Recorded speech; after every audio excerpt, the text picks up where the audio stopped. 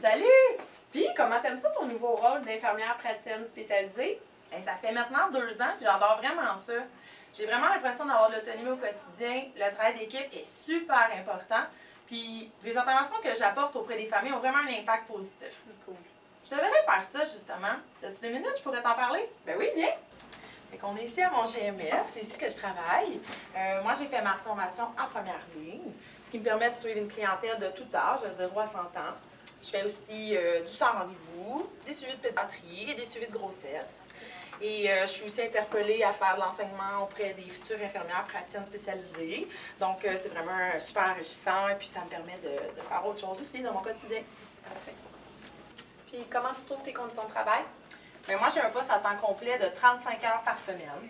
Les horaires sont très flexibles et je m'ajuste selon les besoins de mes patients et de la clinique.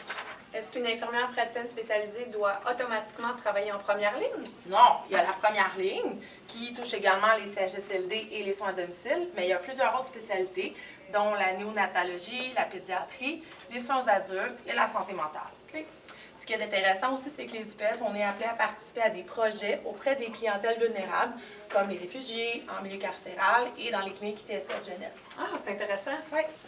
Pour un FPS, est-ce que j'ai besoin de faire une maîtrise?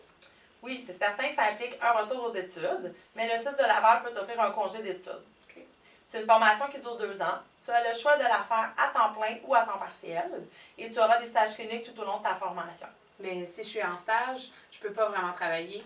Qu'est-ce qui se passe au niveau financier? Bien, le ministère de la Santé offre des bourses d'intéressement allant jusqu'à 60 000 dès ton admission à l'université. En échange, tu signes un contrat de travail de 3 ans dans un établissement déterminé. Si tu veux de l'aide supplémentaire, bien, tu peux toujours solliciter la Fondation de la Cité de la Santé ou encore ton ordre régional pour des bourses. Ah oui, c'est intéressant. Hey, je te remercie vraiment beaucoup. C'est fou, toute l'étendue des possibilités pour notre carrière. Ça m'intéresse. On s'en reparle? Oui, quand tu veux. Parfait.